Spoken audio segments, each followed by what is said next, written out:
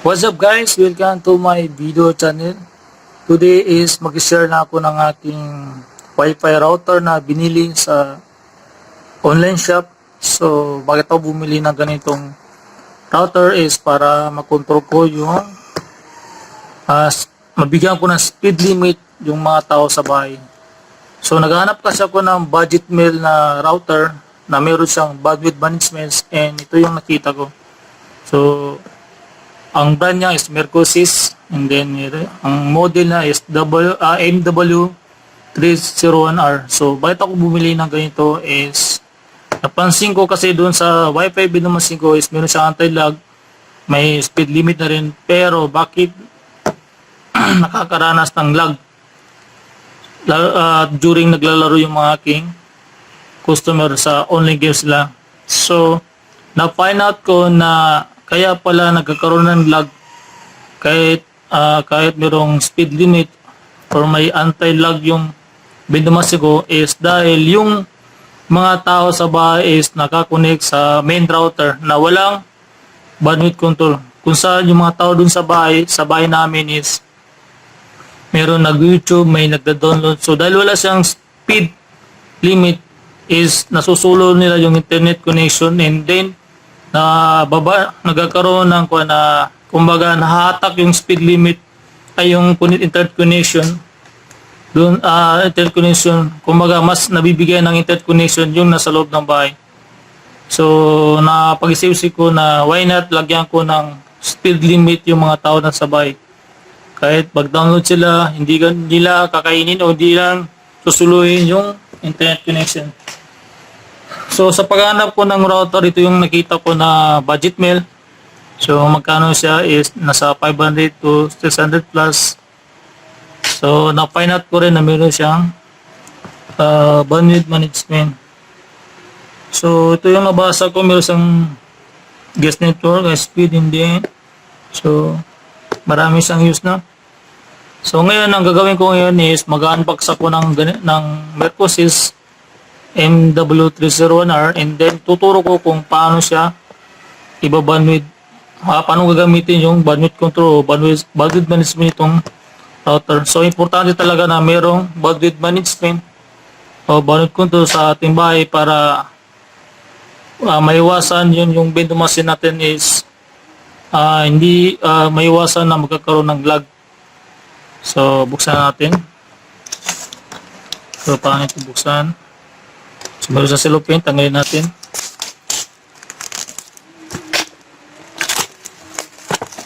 So, bagong-bago, no? Naka-cellophane pa. So, kung tingnan nyo, manipis yung box. So, ibig sabihin, possible na maliit yung router. So, buksan natin. So, buksan ito sa gilid. Meron din dito. So, tingnan natin yung ano yung nasa loob ng package na ito. Tigas Okay, nabuksan na natin. And then, nilabas natin yung okay. So, ito yung laman na ating Mercosys MW301R. So, meron siyang manual.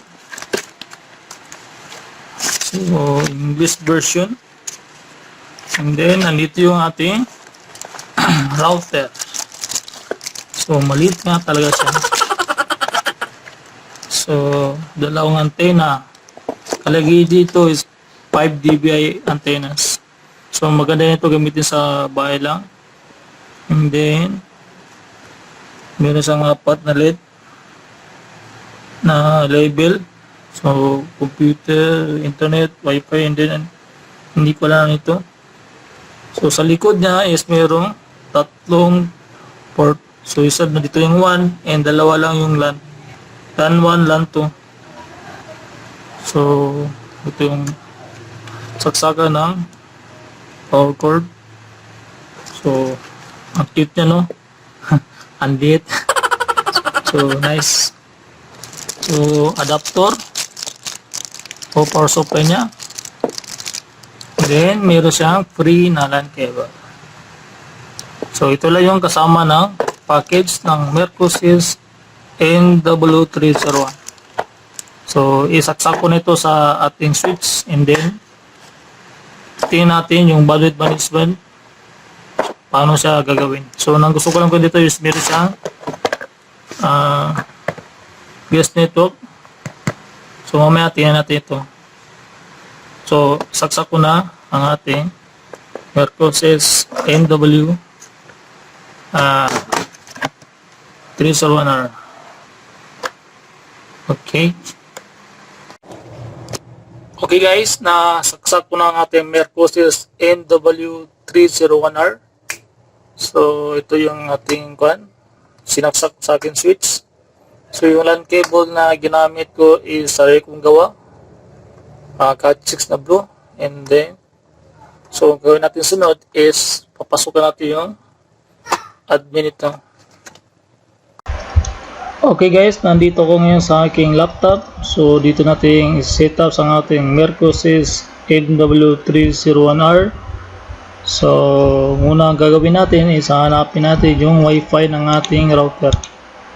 So ito po sa Mercosys Forces E0. So mag-connect tayo. Then po natin and then okay, so connected na tayo sa ating router. So sa sunod is, ang gagawin natin is mag-open tayo ng browser. So according sa manual, ang IP address ito is 192.168.0.1. So enter.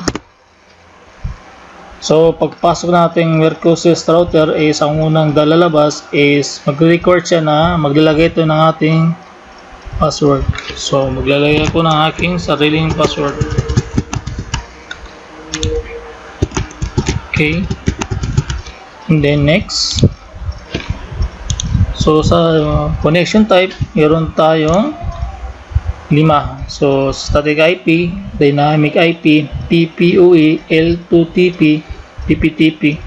So, ang PPPoE madalas ito ginagamit sa mga naka P2P setup o multiple point sa basta ginagamit sa P2P. So, dahil ang kailangan ko is personal use sa bahay lang. So, ang gagamitin ko sa dynamic IP. The next. So, dito mag-set tayo ng ating Wi-Fi. So, ilalagay ko dito is Wi-Fi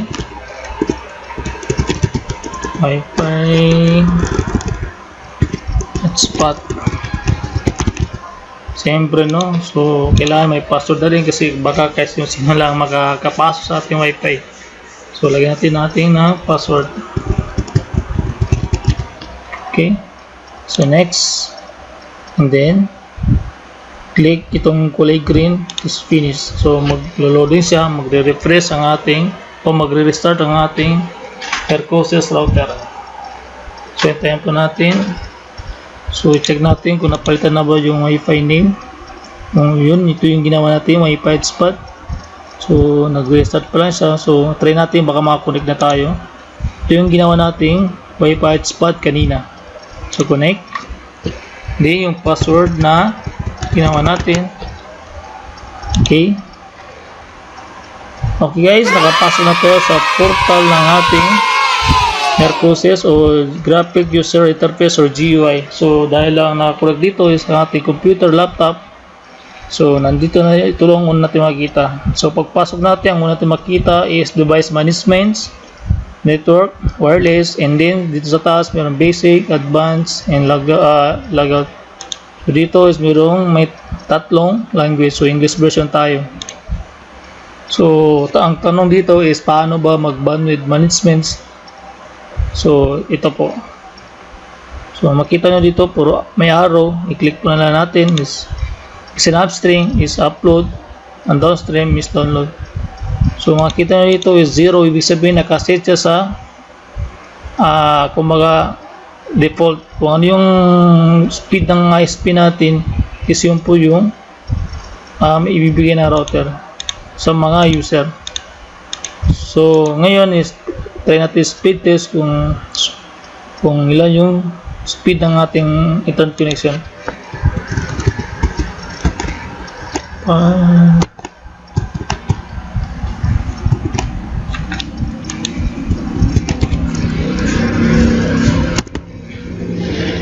Okay, tingnan po natin.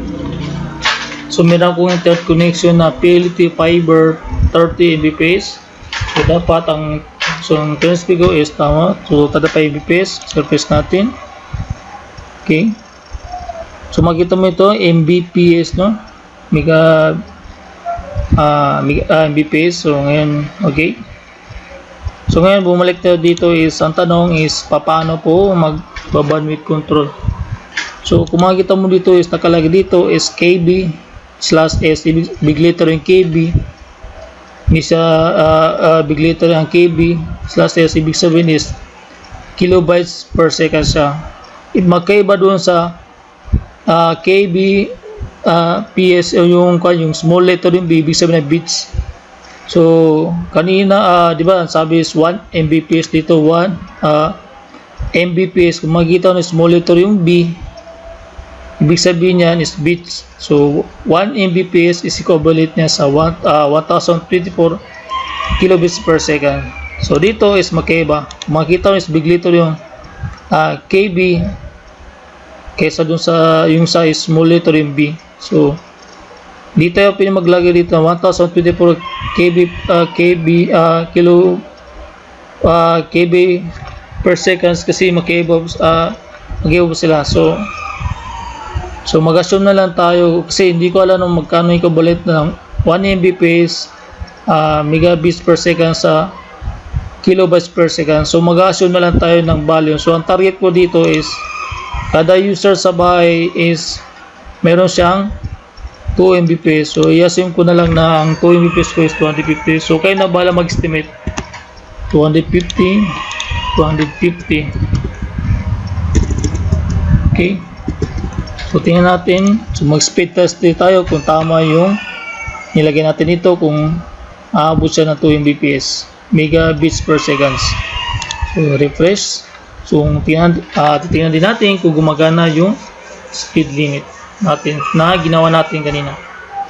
So kanina 30 Mbps, 35 Mbps, wala siyang, hindi siya naka-bandwidth management, wala siya naka-bandwidth control.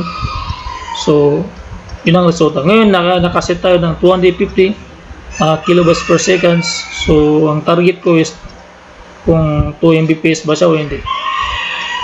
So hintayin pa natin yung resulta. So makikita nyo nun nasa 1.3. So hindi natin na-hit, pero tayo natin refresh. Baka kasi ma-hit natin yung target natin. Kung sakali naman hindi natin makakuha yung 2 Mbps, i-adjust lang natin. So kayo na bala maglagay doon kung magkano yung value nilagay doon. So nilagay ko is 250 kilobytes per seconds. So tanapon na kilobytes per seconds, hindi po kilobits per seconds. So hintayin po natin ang resulta. So medyo matagal, no? So 1.7 Mbps, kanina is 1.3, ngayon. So malapit na tayo sa 2 Mbps. So ibig sabihin okay yung nilagay ko na 250 kbps. Ito yung assumption ko lang, no? So kayo na bahala mag-adjust. So try natin tanggalin, ibalik natin sa 0, ibalik natin sa default. So dapat, so wala na siyang bandwidth control, wala sa bandwidth management, hindi siya na-set. So dapat babalik siya dun sa 35 Mbps. So refresh. So tingnan nyo, tumaas na siya nun. Ibig sabihin gumagana yung bandwidth control o bandwidth management ng ating router. So dito rin guys, no, pwede kayo mag-block ng devices, no, kung sakali maray naka-connect and then gusto ni block, i-click din sa gilid. So sa akin kasi hindi ko malagi na block kasi ako lang mismo naka-connect and then ako yung pumasok sa GUI ng Mercosys. So ang problema lang kasi nito, no, medyo ang disadvantage nito is pag marami kayo naka-connect, so medyo mano-mano yung nangyari. So kailangan pa natin i-click ito para i-adjust yung speed ng per user. So ang nagustuhan ko dito sa Mercosys MW301R is meron siyang guest network. So guest network is hindi natin kailangan mag-set, kada may kukonek doon is hindi natin kailangan mag-set na speed limit kasi pwede natin maglagay na default bandwidth control per user. So itong guest network is magkakaroon ka ng another wifi connection. So parang nangyari sa device nito na sa Mercosys, meron kang dalang wifi. So saan natin makikita, i-click mo natin yung sa taas, advanced. Then hanapin natin yung wireless. And then guest network. So sa guest network is mag-create ka na another wifi. So ito yung pinaka gusto ko sa router na to is pag sakali na mayroon ako bisita or mismo yung mga tao sa bahay na gusto mag-connect sa wifi is dito ko na sila i-connect kasi pwede na sila automatic na magkaroon ng bandwidth control o bandwidth management yung kukonekta sa aking wifi. So ang unang gawin natin is yung guest network is kailangan natin yun para magkakaroon ng wifi, another wifi, and then lagyan natin ito wifi, so dito guest para mas madali natin hanapin. Kanina yung wifi hotspot, yun wifi guest. So yun dito is din natin malagyan ng password. So para malagyan natin ng password is i-click, i-uncheck natin no security. So lagyan ko ng password. Okay. Ngayon, dito na tayo maglalagay ng default, dito tayo maglalagay ng bandwidth control kada user. So, kanina, ang nilagay ko is 250, parang nasa sa 120 to 1.7. So, yun na ilalagay ko 250. So, sa guest network is, pag meron ko konekta, di mo na kailangan ni mano-mano para lagyan ng speed control yung internet connection speed limit yung user. So automatic na meron siyang speed limit. Kumpara doon sa isang wifi connection natin dito na kailangan mano-mano. I-click pa natin, iligay pa natin yung speed limit ng user. So dito sa guest network is di na po kailangan. So ito pala no, guest network. Maglagay ito ng wifi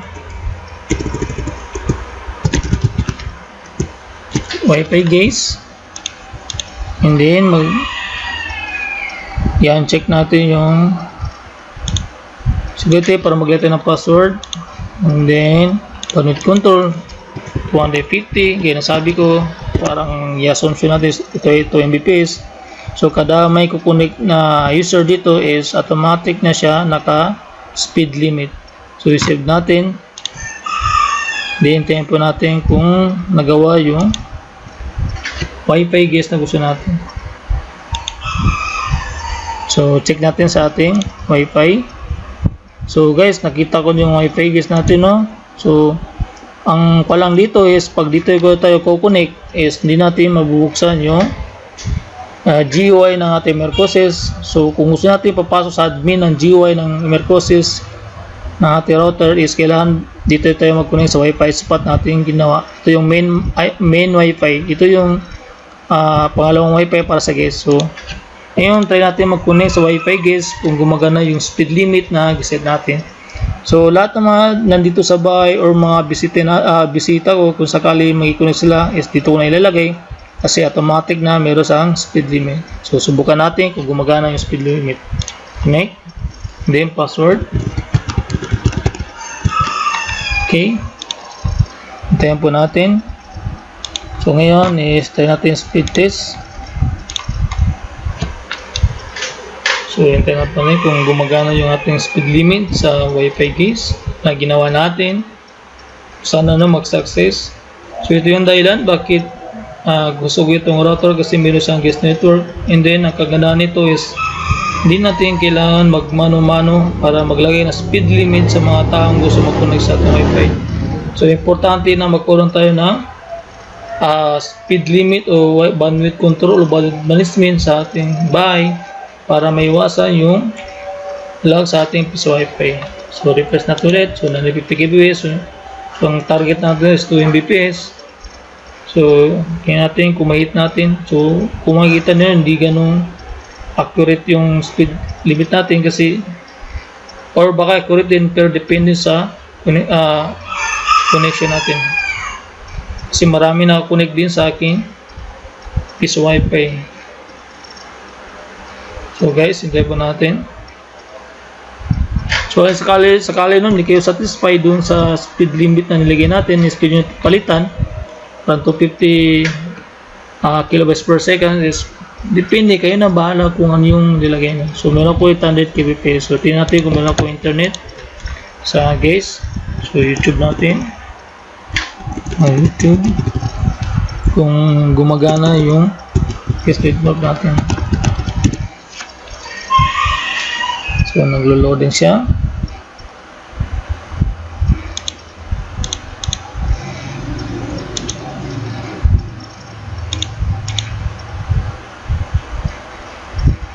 Ayun, pumasok na. So medyo may kabahalan lang konti, no, kabagalan na ating internet connection.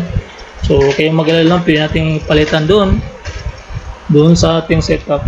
So ngayon nasa wifi guys tayo, nakakonect.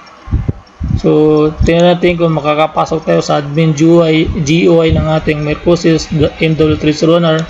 Try natin.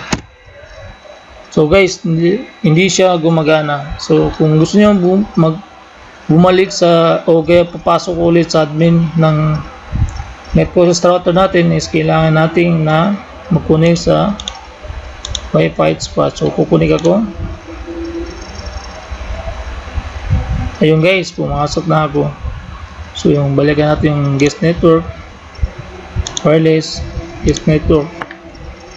So dito, pwede mo i-adjust. So ikaw na bahala mag-assume kung ano yung nilagay mo dito. So paano natin ma-target yung goal natin is speed test nyo lang parati. So guys, hanggang dito na lang yung bangko video. Is kung meron kayong natutunan, is paki-like and subscribe naman ating channel. Hindi paki-share naman sa ating paki-share naman sa mga baguhan o gusto matuto nito. May mali man ako dito, is pwede nyo paki-comment below sa ating video. Kung meron kayo gusto i-share, is pwede nyo paki-comment. So hanggang dito na lang, no? So thank you for watching.